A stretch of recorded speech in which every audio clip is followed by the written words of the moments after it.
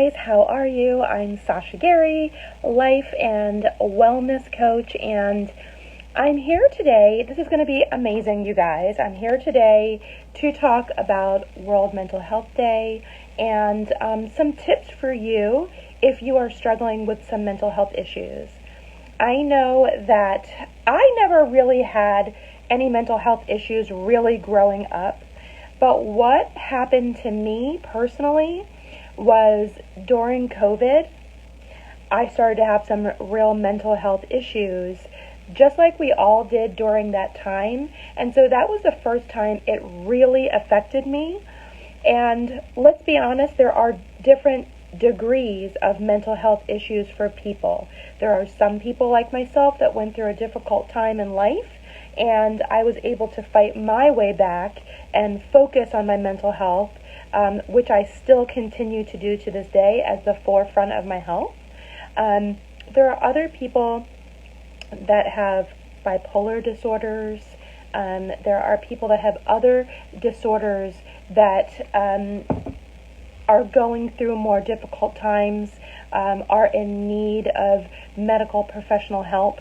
And I don't joke about this or take it lightly. I see people in the spotlight who I think, are really suffering to this day.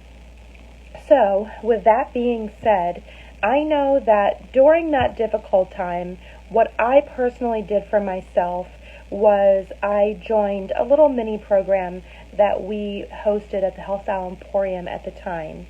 It was our Glow Up Challenge. I think it was our first Glow Up Challenge, to be honest with you.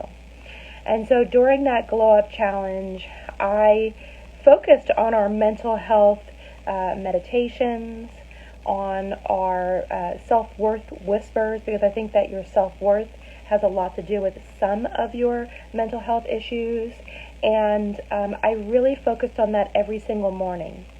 So even to this day, years later, I want to share you what I do with myself. Every single morning when I wake up, the first thing I do is a meditation.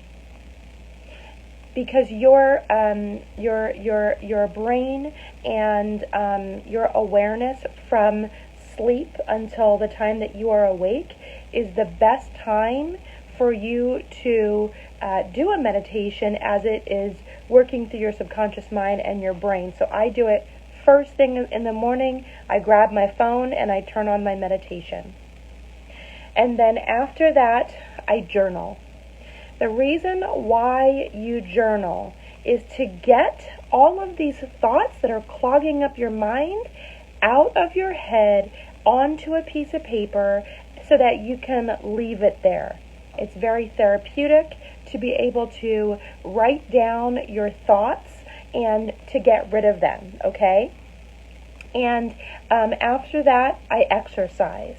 I do some form of exercise in the morning. It doesn't have to be an entire workout if time doesn't allow for you. But it's got to be something. It's got to be movement, yoga, stretching, working out on your... I do my stepper sometimes in the morning. I've got to do something where I'm moving my body. I also love walking in nature first thing in the morning. Great for your mental health.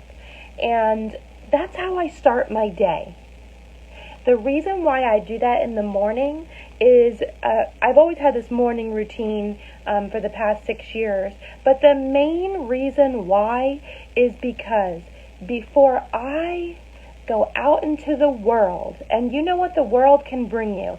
You don't know what the day is going to be like. You want to take care of yourself first. Put yourself first. Put your mental health first. Put your physical health first, so that when you do go out into the world, something's going to come at you no matter what. But at least you put your armor on for the day that you are able to handle and tackle whatever comes your way. Okay? And throughout the day, I check on my energy level. I see what it is that I need. Do I need to check in with myself? Do I need to do some tapping, mid-afternoon to, work on maybe some anxiety release? anything like that. And I also like to do a dance party sometimes. Even if it's a 5-minute dance party, if it changes my state of energy, that's going to help my mental health. And so, we all go through difficult times in life, and there's a lot of options available out there for you so that you can talk to someone. There's nothing to be embarrassed about, absolutely nothing at all. I think that there's a stigma about that, but we're definitely changing that.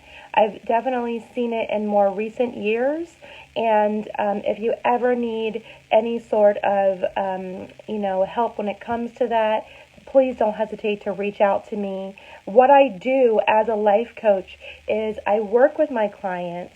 I see where they are, and we see where they want to be. And we're going to bridge that gap to get you there.